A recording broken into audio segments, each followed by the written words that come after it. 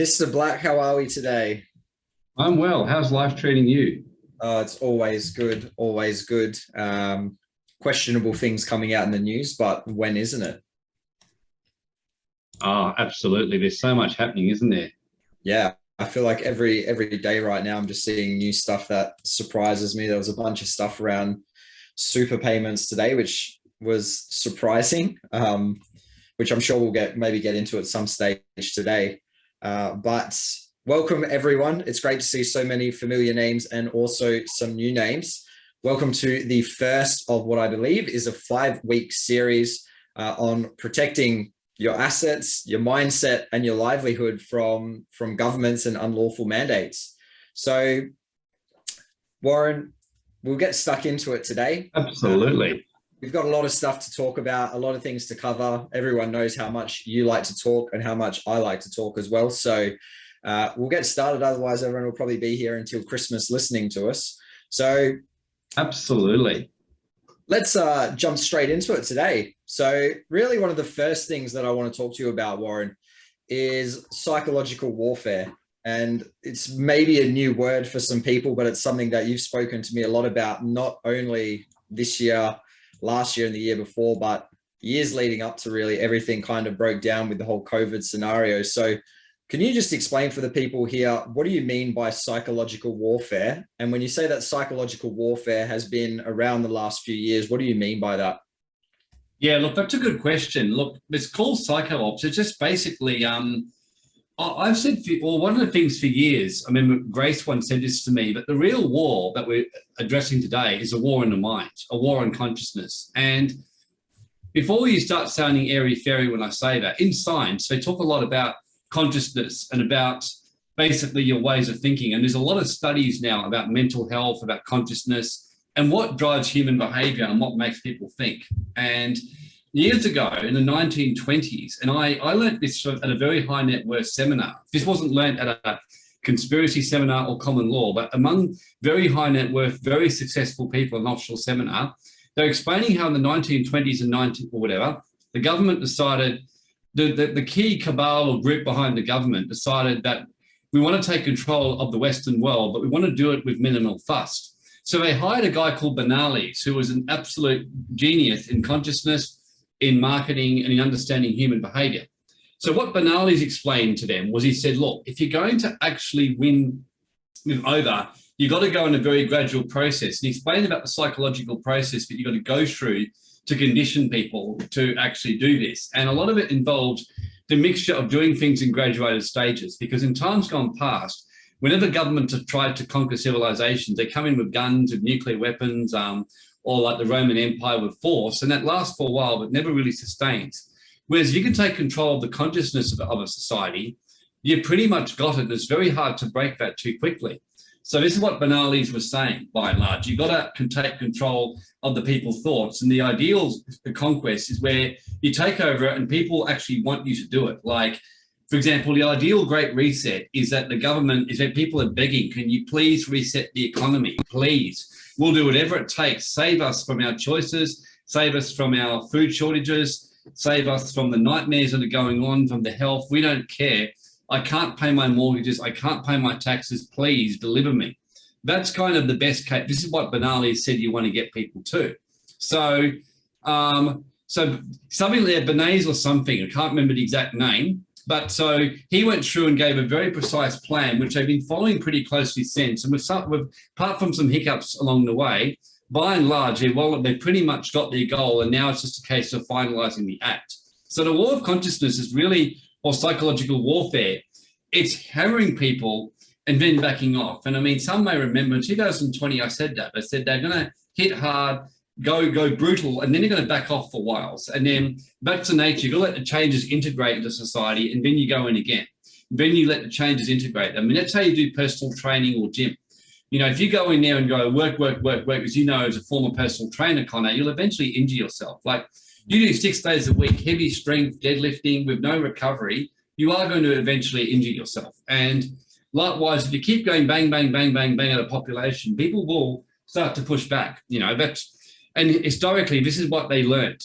You know, when you go hard, eventually people, when the pain gets greater, the fear, they do it. So generally people will push back when the pain of what they're going through exceeds the fear they've got of the consequences or the potential pain by pushing back.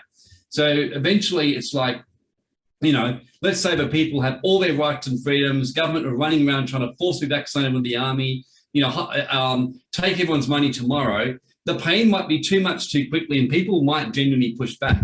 Whereas if you've gone ahead, whack people around a bit about their health, go back a little bit, keep it in people's minds of a monkeypox or whatever else, and kind of bide your time, lift mandates, have lifted mask mandates, and the fact that it's a psychological operation. In WA, for example, where I live, when we had no cases, they were masking people up and doing lockdowns for potential cases. And when they had record cases in April, they were dropping all the mask mandates, So you can tell it's got nothing to do with health. It's got everything to do with the billions of vaccines. It's got everything to do with a psychological process and getting ready for the next phase. And you can see that with growth engineered energy shortages, food shortages, climate change, things that are going on right now. There's a lot taking place. And if you read The Sovereign Individual by Rees, Moggs and Davidson, they said that around this time, the governments were going to start just seizing wealth. And they said that the time will come when they won't even hide it anymore. They'll just do it. A bit like they openly came out like last year. I remember they stopped kind of hiding behind health. And I remember Mark McGowan, the West Australian Premier, and Daniel Andrews, Victorian Premier, openly said, look, just get vaccinated. If you go and do it, you can go back to the pub, you can go back to your music, you can go back to the football, you can do all that stuff, And if you don't do it, we're going to make your life very difficult. Mark McGowan actually said that, and Daniel Andrews. So they stopped hiding it. And there will come a point where governments will stand up and say, we're going to do this, we're going to take this money, and we have to do it to balance the economy, get things back in order. And yeah, sorry about that, but we're going to take your money from you. I don't have the slightest doubt we'll see that. And I think 3 years ago, people would have disbelieved me. I think 2 years ago, even, I think now after what people see with the vaccine, there's no doubt about it, that governments are coming for people's money, and there's so many reasons for it. Partly a legitimate reason in that Western capitalism society has got itself into a hole through living off debt, our obsession with property prices, our obsession with net worth rather than inner self-worth. We've just got ourselves to the point of absurdity now where we have just literally lost our priorities. And when we lose our priorities and get away from meaning, making money with meaning, from purpose, from making sure that as we're making our wealth that we're doing good and sharing it, and that we're making sure that everyone prospers, and that you become this like dog eat dog kind of game like we've been living in the West for years, eventually there's a kind of balancing event that takes place. So yeah, that's what I'm seeing. This is going to get people back to their priorities. The government are coming for your money, and you want to be ready for it. You want to be protected, and you want to have your ducks lined up. So yeah, so what I mean by psychological warfare, from that very long answer, is it's a mental consciousness hammering to train people like full well, Connor, as you've learned, and many of you would know. If I say to you, and everyone in this webinar, don't think of a white elephant, don't. I don't want you to think of a white elephant. I don't want you to think of him with a fluffy ribbon around his neck in pink. I don't want you to think of this elephant there next to the beach with his trainer washing him. I don't want you to put a beautiful, pink umbrella on the elephant's head. By now you're starting to at least think that. So likewise, if I say, look, don't think about monkeypox, don't think about it. Don't worry about it. Yes, it's dangerous. Don't worry about it. You're going to be okay. Don't think about COVID. Yeah, it's okay. Look, COVID, COVID can kill you. COVID can kill you. Today in the article, it came out, flu's going to kill people this year, can kill you. Now we're talking about sudden adult death syndrome. Come on, man. We're talking about the normalizing of kids with heart attacks. That's a training of people subconsciously, so they've got a basis to go there later on. So yeah, it's massive psychological warfare. And we've got to basically not only protect our financial assets, and that's critical through structures, but what I find is that all the high net worth people, they start with structuring their financial wealth in structures, second mortgages, but then they start working to protect their consciousness and keeping their energy and their mind clear of pollution and corruption. So yes, that's what I'm by and large mean. Hope that makes sense. Yeah, that makes perfect sense, mate. So obviously with, a lot of the stuff a lot of this comes from the news and social media, and it's really hard to kind of escape a lot of what people are being told and exposed to on the daily. So what's your best advice for someone that's trying to kind of change their mindset around that, and perhaps for the people that do end up getting a little bit caught up in it more than what they should? Yeah, look, there's various ways you can handle it. I mean, way number one is, of course, that you just simply, you just shut off the media. And sometimes you got to do a detox for a while. Like for me, at one stage, I had to do a detox. I just had to get off social media, get off my phones, get away from the news for quite some time. I just detoxed. A bit like when you're getting sick all the time, you end up detoxing on a fast, you go on an 8 of 8 retreat. I regularly do intermittent fasting and things like that. And I do from time to time.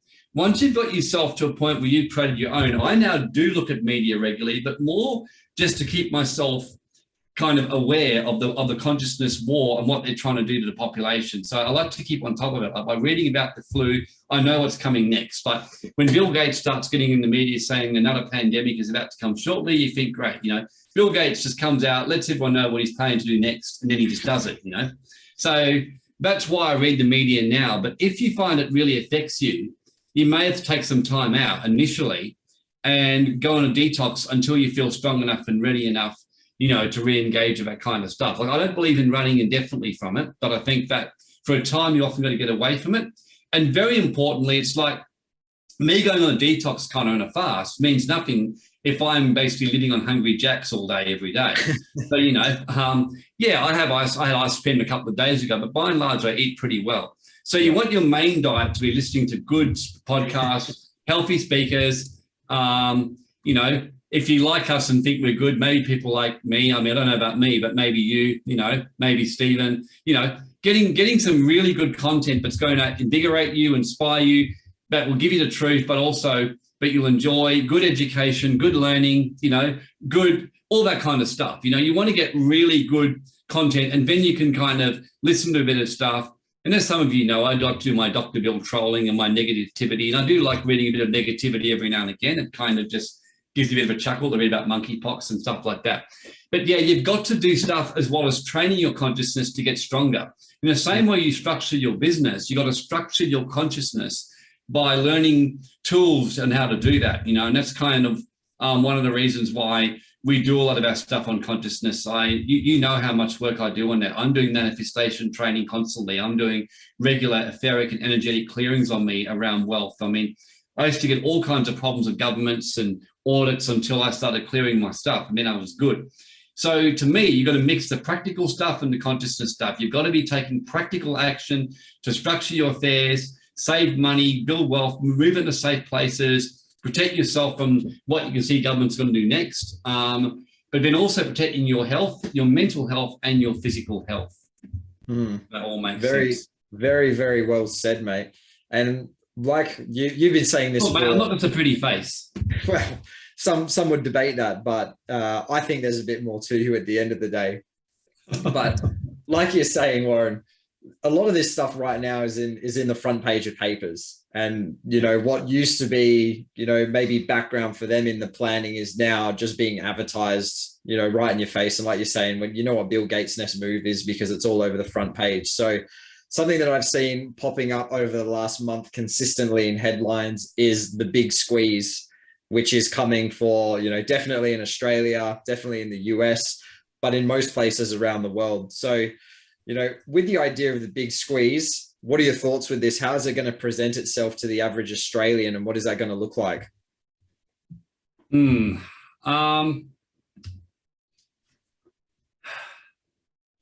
mean, just clarify a little bit further. So what are you saying exactly? Just want to be very clear.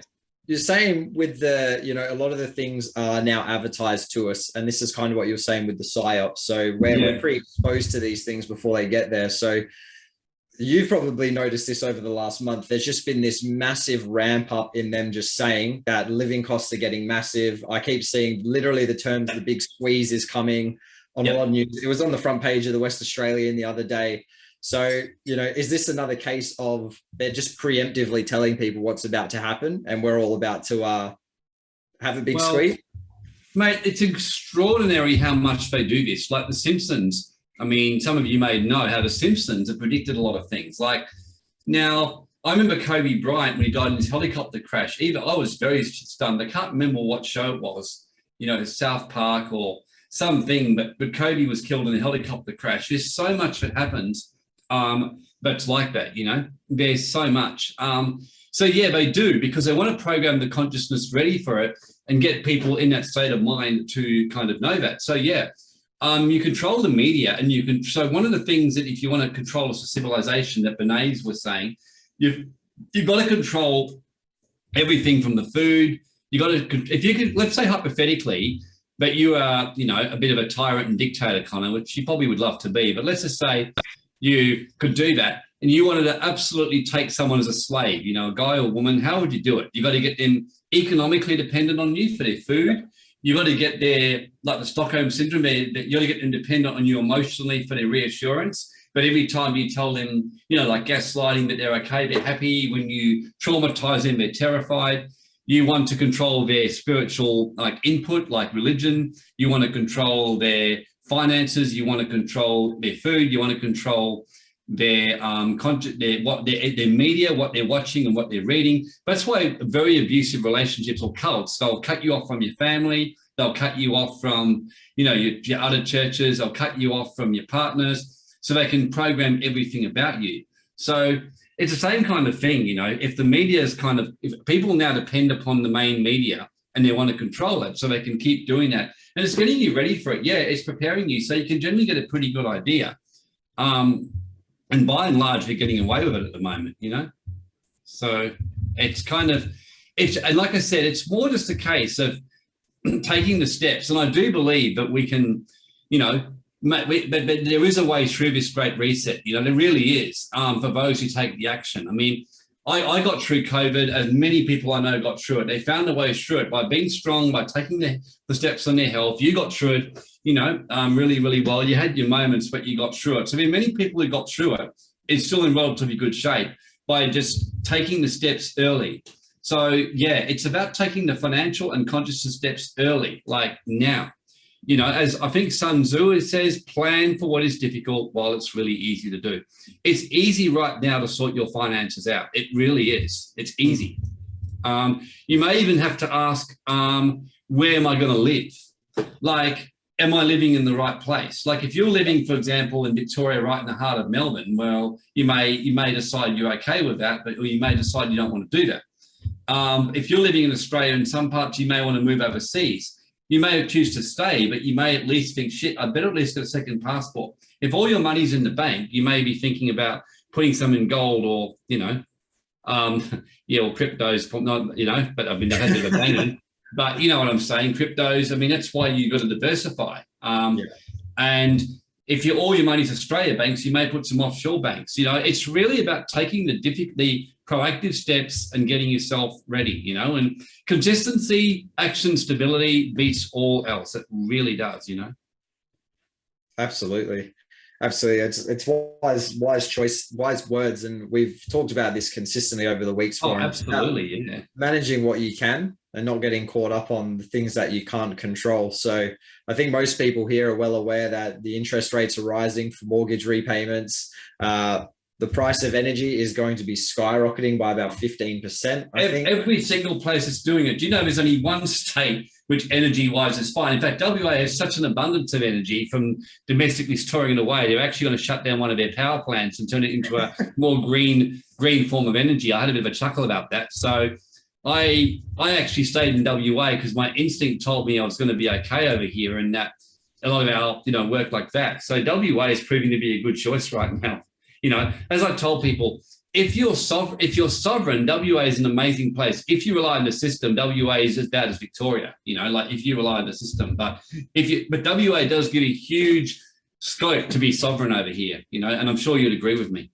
Yeah, absolutely. I can't even talk to people that talk to me about you know, living in Melbourne. There's so much more than WA. It's like all Melbourne really has on us is more traffic and more lockdowns, to be honest. Yes, I know. So, Warren, something that's changed recently, and like you're just talking about relying on the government, but I've just seen with things like Job Seeker, they're bringing in a point system now, and I believe they're bringing that in for Centrelink. And I know you've talked about long-term, especially with the reliance on government, we probably will move towards a social credit type system. So if we're to move towards something like that, how does this all fit together? Can you join the dots of, you know, these Well, rising prices, the reliance on the government, and then how they're going to be able to get people into that system they want them to? easy, but already just about there. I mean, most people, the social credit system, we all saw it last year. I mean, if you don't get vaccinated, you can't do this, and this. That's social credits. Like, if you're not vaccinated, you can't travel, or it's harder for you to travel. If you're not vaccinated, you couldn't work in certain jobs. If you're not vaccinated, you can't go certain places. If you're not vaccinated, you can't work in certain things. Just basically all that stuff. I mean, I had an extraordinary situation to my absolute horror. I was at the airport last week picking up someone, and I drove into the car park and I couldn't find the button to get my ticket, and it said I had to scan my hand. I'm like, the fuck, you know? Revelation 13 says, you know, about the mark of the beast, scanning the right hand and forehand, and you can't buy or sell without it. And Jim Rickards in 2020, you know, an economic forecaster who's not in any way religious, talked about a coming microchipping system that they were talking about in facial recognition where you can't earn a living or do anything. Now, bloody Perth, they're doing it in the airports now. You have to do this. And there's facial recognition coming in various places now. Russia's brought it in. There's lots of different places. So we're already like well on the way in there. We really are, you know. Like the cancel culture, if you say stuff about transgender, Facebook bans you, you know. If you can't do, if you say certain things about transgender in the workplace, you lose contracts, you know. No different to 60 years ago, where if you sat with a coloured person in a cafe and a coffee, you'd be arrested or shunned in many parts of the world, you know. So social credits is by and large already here, you know, it really is. And we've got to kind of realise that and take the action. And like, for me, pushing back, it's kind of like you know, once upon a time I was an activist and I went and argued, but I learned that really when the consciousness has been taken over, you know, it doesn't really do anything, you know. Then you can't do much. You have to work on changing the consciousness, but it starts with shifting your own stuff. I mean, the starting point is ask, am I well structured? Do I have my wealth diversified? And if you do, after it's yes, okay, am I using offshore? If it's yes, have I got foundations? If you aren't, a second passport, you tick off those checklists, and then you ask yourself, what am I doing for my mental health and consciousness? You know, how am I doing that? And if the answer is you're struggling or you're not doing regular steps, I mean, you know, Connor, I do regular like psychology visits. I'm in great mental health and I stay that way by doing it. I do homeopathy every 3 or 4 weeks. I do kinesiology every couple of months. I see a chiropractor regularly. I do all kinds of stuff regularly. I do daily clearings on myself and get help with that to stay in high frequency mental state, because I know right now we're living in a barrage. And some of you who are more sensitive to energy would know what I mean. Like right now, it's just like everywhere at times. And you've really got to take command of your consciousness, because the mass mind does affect you. And everyone right now is in trauma, everyone is in fear, you know, and things like that. Yeah, see, talking about your situation at the airport, I saw Carol commented saying they're bringing in facial recognition in Bunnings and Kmart. So it looks like you have to get your face scan to get your Bunnings snag on a Sunday now, Warren, unfortunately. Yeah, pretty crazy, hey? Absolutely. Yeah. So, and also your good friend Klaus Schwab, the nice head of the World Economic Forum. Did you see what he said the other day, Warren? Oh, what did my lovely friend, you know, Klaus say? He says we're now going to be entering the 4th industrial revolution, which is mixing biology with technology, which is absolutely terrifying to hear. Well, throughout history, if you actually study history, and I mean, some people told me in the first sovereign individual seminar we did last year in August, everyone was fascinated by my teaching on real history. And, you know, I was talking to a client yesterday who's very, very wealthy, lives in Switzerland. He knows a lot. We were actually talking about this and real history. And yeah, look, I mean, they've tried to do tampering with people before, they've done, and every time civilizations do this, it always collapses. So yeah, look, there's an old story of the Tower of Babel where years and years ago, it's talked about in Roman, Sumerian history in various other places, where there was this kind of war on consciousness, this central energy grid, which eventually caused a massive, you know, massive problem, because as soon as you've got this kind of stuff going on and you're starting to tamper with things, you know, you can kind of go so far. So yeah, look, And the issue is, I mean, people can do what they want, but yeah, look, as you're saying right now, I mean, they're definitely moving towards a social credit. My personal view is that, they're doing all this, we're moving towards a social credit, and, and basically, I think it's going to take a fair bit of pushback, because one of my concerns in terms of what's going on is that you've got these different layers of people, and the majority are in fear. They don't know what to do. You've got others who are in denial and running around saying that we're fine, we're all good. Both scenarios don't work. The answer is to be balanced right now and be in a balanced place. We're in a war between good and evil. We really are right now. And not talking even religious sense. I'm just simply, you can see that. I mean, you have to basically have the brains of a canary if you can't see that. We're in a war between good and evil. We're in a war where you've got people trying to do stuff, and how do you deal with it? Well, you stay balanced, you stay calm, you protect yourself, and you got to learn how to fight, mentally, and protect your wealth, and then take action, really. So that's why we're talking today about seizure of assets, because if governments are coming for your wealth to seize it, you better be protected. Most people are going to lose their money. I'm telling you now. I think most people will. And hopefully, if you're here listening to this webinar, you're going to be the minority who won't, because hopefully you'll be smart enough to listen to what myself, Stephen, and others say, and take the steps and take the hard actions. And I know some of you are, which is really great. And the reality is, Warren, there's probably 50% of people that are not wanting a lot of the stuff going on, but they're going to be targeted in the right ways. And I think a lot of people are driven by fear. And ultimately, if their money and their finances are targeted, if it's like if you don't get vaccinated, you're going to kill your grandma type of scenario, people ultimately are going to cave because they haven't taken that preemptive action to get in the right spot. Yeah, look, guilt tripping is very common. I mean, I grew up in a church where that's a classic example of psycho-ops, kind of guilt tripping. And I mean, I would read the media and just shake my head and go, they're so clever. And I must admit, I got frustrated and very despondent for a while, as you know, because I'm like, God, how do you fight against this? I mean, they're flawless what they're doing, like guilt tripping people. And I had to train myself literally over the last 2 years on having answers for everything, because I remember, I would, sometimes I would kind of hesitate when people would say to me about vulnerable people. They've sensed my weakness and strength. So I had to learn to really, protect my assets, my mental assets. And I do believe this. I believe this with all my heart. In fact, that all the teachings I've learned on consciousness and all the teachings I've learned on this, and every high net worth seminar I've worked in, they've worked heavily on your mindset, because most high net worth people know as soon as you got money, you are a target. You are, let's say, but someone's angry at you and you don't have much money, they'll go, whatever. If they know, and I remember when I was a lawyer, I can remember people literally, I remember someone coming to me to try and get someone who scammed a few hundred, a couple of million. The structuring was too perfect. So I said, there's no point unless you're willing to spend 300,000. By contrast, I remember one client comes to me, he owes 800,000 tax office. He's got a house sitting in his own name. I mean, I'm like, man, you're in trouble.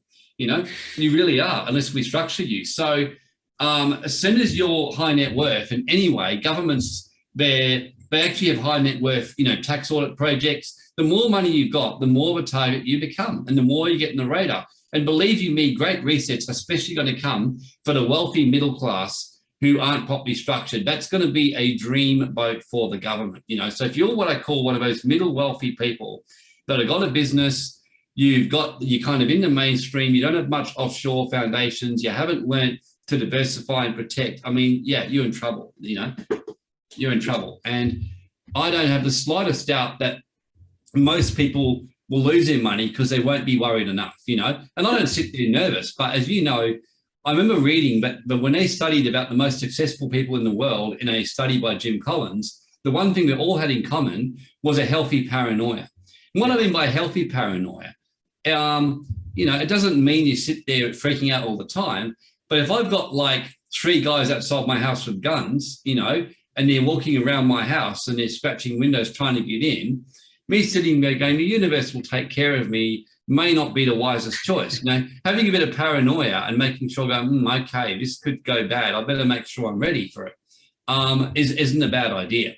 So I think right now, I mean, those of you know me know, am I a bit paranoid right now? Yeah, I actually am. I mean, I was paranoid in a healthy way about the vaccine long before anyone else was got. So when it all happened, I was like, yeah, I get car insurance because of that reason. So having a mixture between staying calm, staying balanced, but not being like right now. I mean, you've got guys and governments who want your money. You've got governments who want to take your health from you. They want to microchip you like they want to do exactly what you do with your dogs. They want to put a collar on you. They want to inoculate you. They want to microchip you, So literally understand it. I mean, that's where this is heading.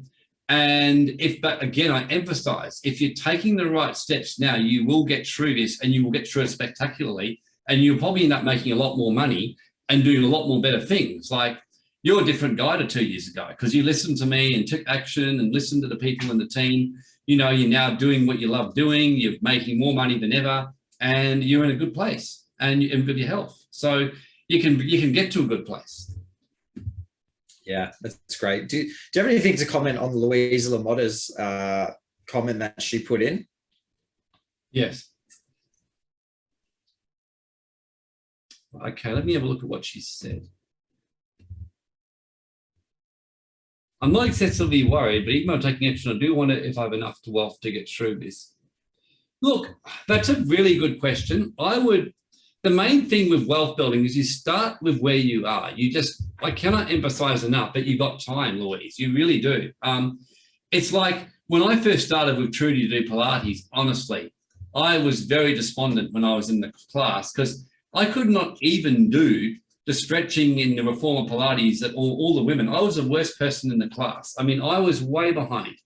But do you know now, today, when I was there, I'm pretty much ahead. I can do stuff that virtually none of her clients, even her elite Dockers athletes, can't do. And the only reason is because I just accepted where I was at, and I kept slowly building up on where I was at and just going where you're at and just not judging yourself. I mean, at the end of the day, you start where you're at today. And if you've got, and the fact is, if you're living in Australia and you've got money, you're in a much better place than people. I mean, I'm sure if right now you had a choice of me showing you in Russia right now, in the middle of Moscow or in Ukraine, and giving you a $10 million head start, I'm sure most of you would prefer to stay right where you are in Australia, or going to Afghanistan with the Taliban, So you've always got to remember that Australia, we're one of the most prosperous, envied places in the world still, even despite our lunatic government. We're still one of the most prosperous, admired places, and we're well away. So it's an old story about gratitude, about being grateful every day. And I can remember one thing I was taught was always find a few things to be grateful for every single day.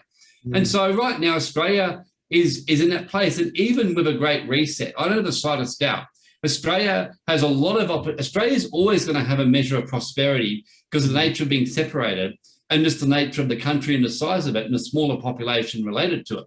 It's just that many Australians are lazy, entitled, and living in a system and a grid, and they don't take action soon enough because they're convicts. That's how I see Australia. But if you choose to get out of that convict mentality and put things in place, you will be fine. And I don't care what goes on. Like I noticed a couple of people saying for now, honestly, I don't care. I don't care if Australia collapses, the economy is ruined.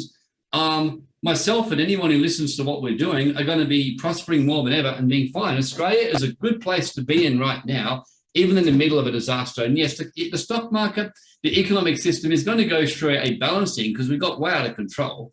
Housing prices have absolutely exploded to stupid levels, because we're so obsessed with our house prices and our net worth rather than our inner worth. So I do think the next few years is going to get people back to their priorities. But yeah, so if you kind of get back to your priorities, get back to what's important. At the end of the day, I mean, I've lived parts of my life, Louise, where literally I had hardly any money. I lived for 3 years when I had virtually no money. I was sick and I wasn't working. And honestly, they were good years because I just worked with what I had. I was just happy. I learned to live a very simple, frugal life, and I built back from there, So. Absolutely. And I think something you've said, something Stephen said, something I know is going to happen, that every time there is a massive economic downturn and we have these massive recessions or even depressions, new opportunities present themselves. So for the people that aren't there yet, I mean, you're more than likely, maybe not right now, maybe not in the next year, but you will come into some great opportunities where you will still be able to grow your wealth assuming that you take the right action and you get educated around these opportunities. Yes, absolutely. No, look, I have heard Chicken Littles running around saying the sky is falling for a long time. And yeah, the sky can be falling, but it doesn't mean it's going to fall on top of you. I mean, you may remember kind of last year when everyone was freaking out with the vaccine, I just kept saying it doesn't apply to me. I said, I'm fine with it, and I wasn't stupid about it. I took every action I could, but I said, I'm going to be fine no matter what happens to everyone else, because I'm going to find a way through it. And I worked and I worked and I worked and I worked on it.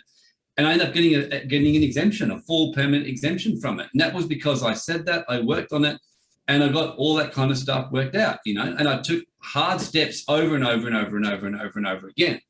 And with money wise, I was taking hard steps 3 years ago when no one else was, and, moving things around. I was removing licenses. I was restructuring my wealth, doing it in 2020, just kind of getting ready. And so you can all do this right now. You can just take what you've got. And the main thing is you start with what you've got and do it well today. You do the small fix first, even if you've only got 50 grand, take that 50 grand, put some aside in the cash, use some wise savings, look into kind of stuff, put money aside and start building slowly with what you've got, and you will get more. Every time you get money coming in, put aside 10% in the savings and never touch it. I taught my kids that, William, James, and Edward will tell you. I said when they were 12 years of age, just do that. I mean, Edward and James are 18-year-olds, and they're doing well. They got cashed up, they've got money, they're able to buy stuff very easily. They're well cashed up, they're invested in various different things, invested in different projects, because they started when they were young.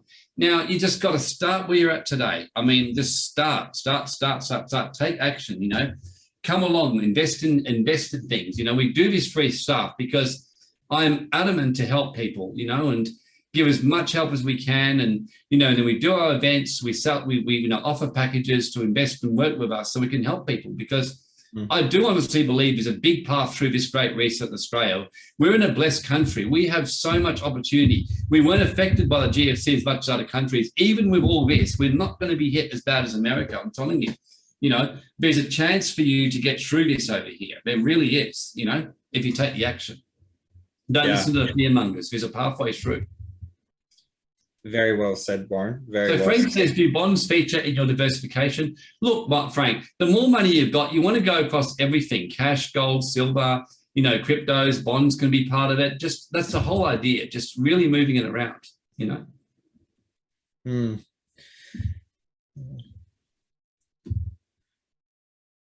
Yeah, Graham makes a good comment. He says about the current power issue and about opportunities and how China affects Australia, repair of our infrastructure. It'd be great to see Australia become independent again.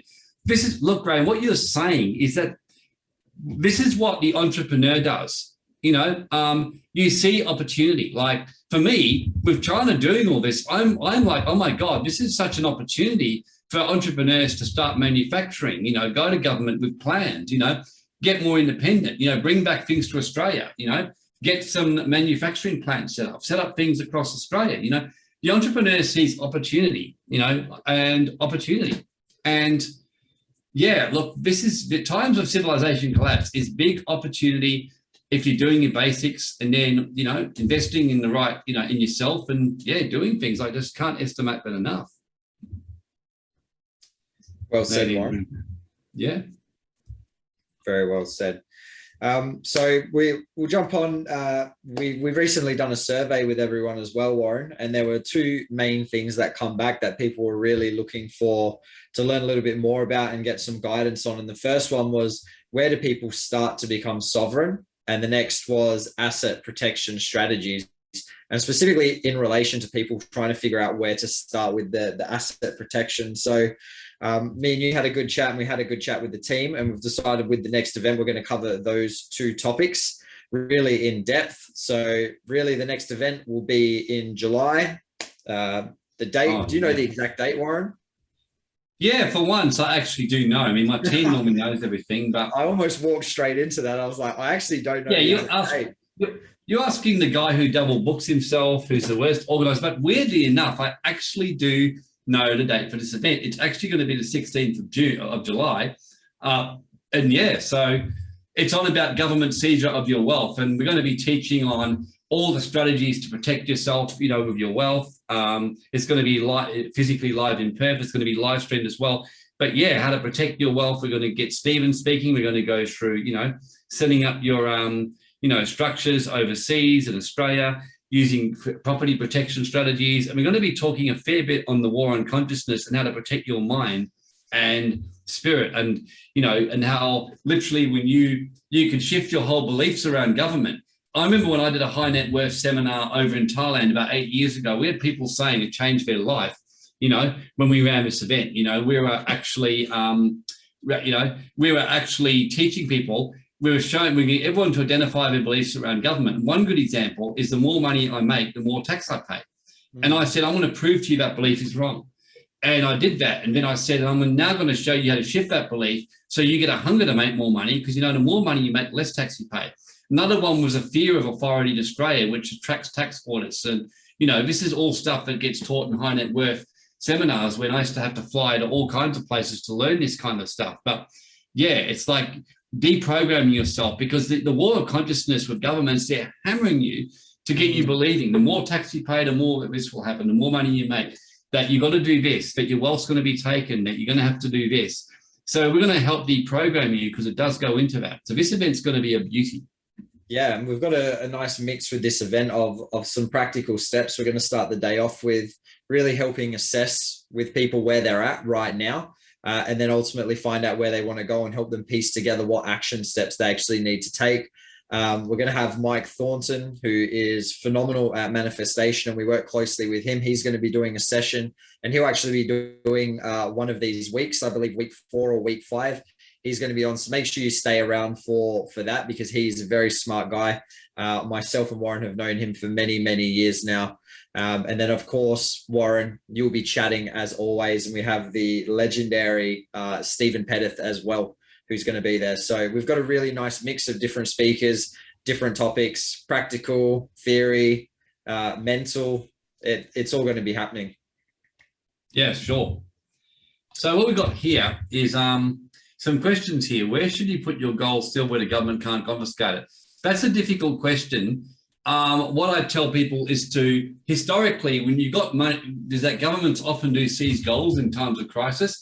So I just tell people, if you're going to have some in Australia, you also want to have some offshore. We'll be sharing in the event a little bit more about, how you can go in Singapore and places like that, or even buy private gold. Basically, Brad says, how much of a risk for the average person is the bail-in laws? Is putting money in community banks part of the options? Look, I just would say to people, 2 years ago, I had people saying to me, look, Warren, realistically, we're not going to be able to force Australians to get vaccinated. We're just not going to do it. I actually had many awake people telling me that. And I just said, oh, you're wrong. And they kept saying to me, Nat, you are just too extreme on this. And now they're all saying, shit, you're right. So I'm telling you, governments will have plans. But in Australia, I think we're going to be heavily affected because our governments love regulating people, So Helen says, if your house is in your name, what would you do to protect it? What you do, Helen, is go along to, we're going to be sharing on that in the event, but if you go onto our website at Global Wealth Club, you will see in the free videos, there's an asset protection section on second mortgages and how to use mortgages and liens over properties. So you can go there and watch the free videos, and they explain how to use, second mortgages and things like that. So in terms of Bradley asking about community banks, look, the secret is to diversify. I have money across a few different banks in Australia. I have money in offshore bank. I have money in offshore gold. We have all kinds of stuff. So the idea is that you're spreading it around a bit. That's the basic best way to do it. Having money in physical cash, things like that.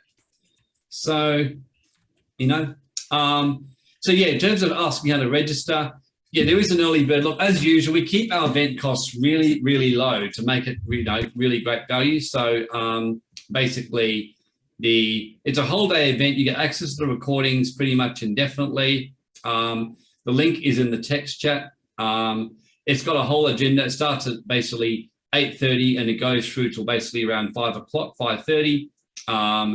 In terms of the investment, if you come live, it's $197. If it's basically you come on the online streaming, it's $127, but you get 20% off if you're buying now. So that takes it down for online down to basically around about, what would that be? So 20% would be, 20, yeah. So basically about $100. So if you basically get the online streaming. So, okay, so. Cool. Aidan, we're still just confirming that right now. So we're just chatting with Michaela, but that's something I'm going to be doing. So hopefully we got that over the next week or two. Stephen's having some private things going right now. So when he's ready to get back in action, then we'll have the one on record keeping for investings, but they're still in the work, mate. Okay, Warren. So did you have anything else? I mean, Deb just said thoughts on the current crypto drop. It was pretty ugly. That's my thoughts on it. Oh, absolutely. Look, the crypto, yeah, look, but I've been saying for a while that crypto would drop to about 20K, that because the previous high in 2017 December hit 20K, and then it dropped all the way down, and then basically it came back up and it smashed through that. So yeah, look, to me, if it bounces off 20K, that's about a normal kind of reaction or correction in what's going on. It's going to be a great buying opportunity. What I'm more watching to see is if it actually breaks it, quite comfortably. That's what I'm watching. If it actually breaks it and goes down to 15, I think it's going to drop down to 4 or 5. That's my guess. I think it'll go back to its 2020 low and retest that. So I reckon there's a 75% likelihood it will hold 20K. I think there's a 25% likelihood it's going to go down to 4 or 5. Now, if I'm lucky enough for it to go down to 4 or 5, I mean, shit, mate, we'll be buying up Bitcoin like it's no tomorrow, because Bitcoin is around. Probably look at selling my kidney and maybe one of yours as well if that happens. Yeah, well, I mean, I might sell you, I might sell you off to Afghanistan or something, seriously.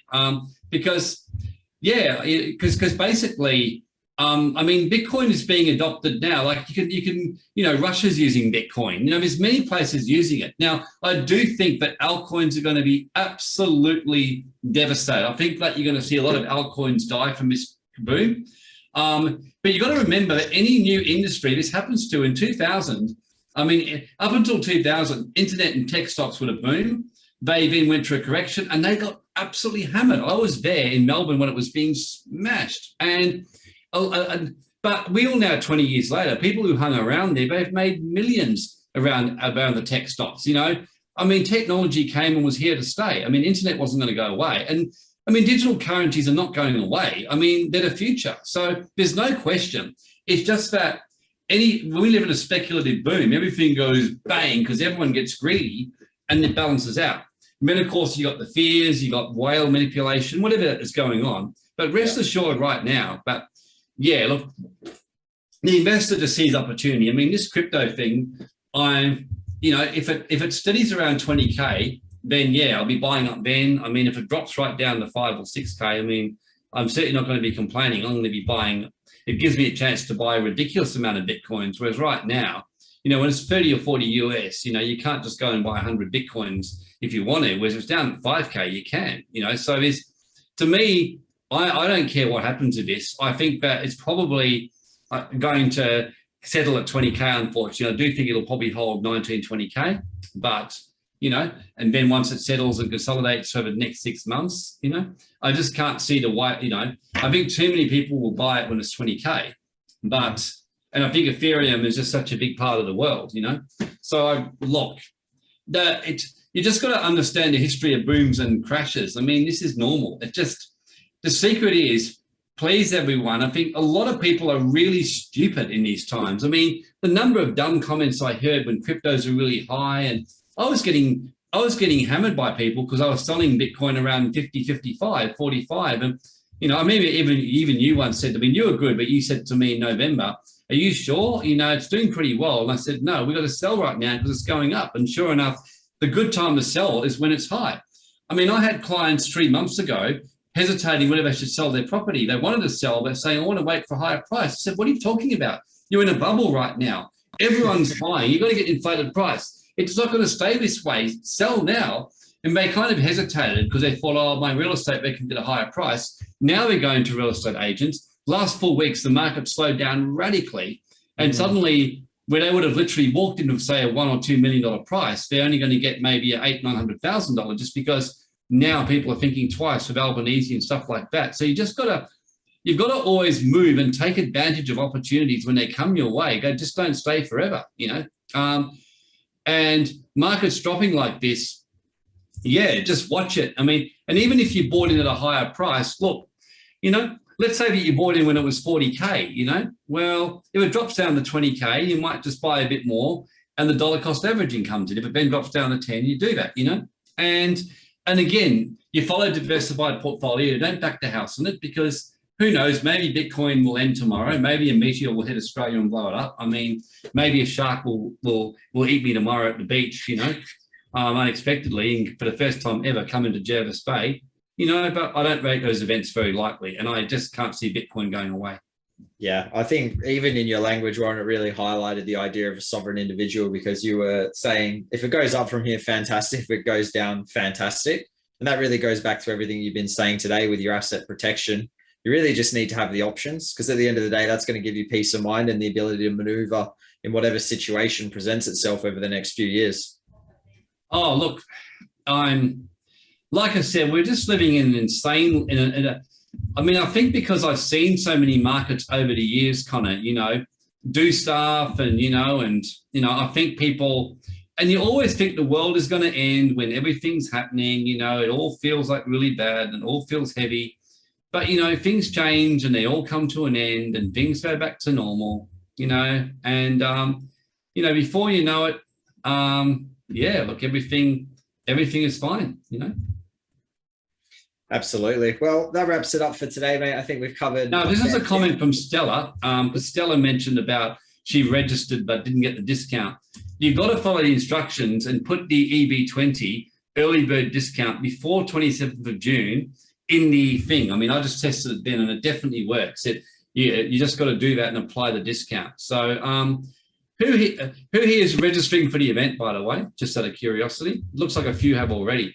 And look, this is going to be a good event. And like I said, rest assured that, we will make absolutely sure that, we're going to, last event we did, Stephen, just say some of unfortunately he's had a major family tragedy, and that's why he's been off for the last couple of weeks and hasn't been able to finish things he said he was going to do, and then things like that. But, he'll be back to normal apparently next week. So yes, I'd encourage you all to come, and thanks everyone. And any final comments from me?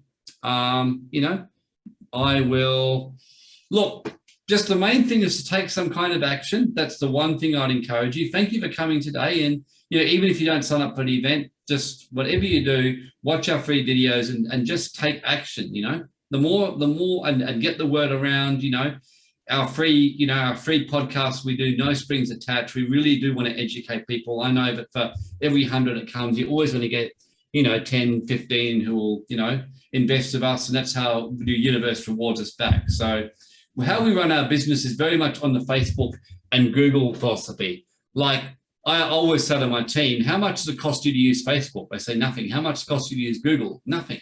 Absolutely. So I said, we are very happy with the fact that many of you will never invest with us, because as long as you're getting great value and it's making your life better, then I'm happy because I know that I'm making a difference and it's feeling good, and I know that people will share it with their friends. And we also know that like Google and Facebook, many people spend good money with them to advertise, and that's why they're prosperous businesses, because they give a lot of stuff away. Yeah. So that's one little secret I'll probably suggest to finish to everyone. Another good protection from the Great Reset, the Seizure, is be a giver. Give away a lot, like help people around you. Like if you find someone who's struggling, help them, share with them what you can, do it with no expectation, give them a link for someone that like a healer, if you know one that may need healing, if you think our podcast will help them, refer to podcasts, just be a giver, give back to people, make random acts of kindness part of your daily life. That just make it part of your life. You'll feel good when you do it. Just make kindness where you get nothing back. Every once in a while, just go to a homeless person, give them a $20 or $50 note, and then run away before they can even look in your face. And because when you do that, you're giving to someone without getting any expectation. If you even look at them and they thank you, you've still got your reward, so you give them the money and you run away. So I'd encourage everyone to do that one time, Yeah. Go and give some money to someone less fortunate, and my uncle always taught me this. He was a massive giver. He would just always give money away. Every time we went to his house, we want to pay, he would refuse. He says no. He'd have like 20 people over from guests and he'd buy everyone pizza. Now, do you think he was rich? Yeah, because everyone loved him and he kept getting contracts and he grew the most powerful business and he became ridiculously wealthy and he just kept giving it away because he always said, my challenge is to outgive God. He said, I tried, but I never succeed because God gives me more back. And that was his rule. So Jen says, super grateful for everything you do and give us the happiest and crazy good things come to give us out of the blue. Oh, Jen, that's why we love you, because you give a lot to us. You're always encouraging us. Your messages always fill my heart with joy because I feel that you mean it, and, you've sent people. So, yeah, that's why we love giving to you. And, it's great what you're doing. You deserve good rewards, as does everyone. So Derek says he's giving away furnishings. Please contact me directly. Yeah, look, that's the big thing I'd encourage everyone. I mean, if governments are seizing your wealth, just get back in your community, help each other out, like help people. We help each other out, in our own situation. Give each other some love. That's my final word for the day. That's great, mate. And what a community to be a part of and something we're really focused on building. So thanks to everyone for taking the time to tune in tonight and listen to myself and Warren discuss some of this stuff. We really do appreciate everyone here. And, I know just how big this community means to not only me, but also the effect it has on Warren. So we do appreciate everyone here. We're glad everyone's getting value from things. And we've got another 4 weeks of this series as well. We've got other speakers coming in. So make sure you tune in next Wednesday. For those of you that usually tune into our economy updates on Tuesdays, they have been held off for the last few weeks with everything that's happened with Stephen, but we will be running that in some format from next Tuesday moving forward. So make sure you tune in for that, and we'll see everyone next Wednesday, same time. Warren, I'm sure I'll be seeing you sometime over the next few days. So thanks again for your time tonight. Have a good night, and we'll see everyone soon. Thanks, Connor. Thanks, everyone.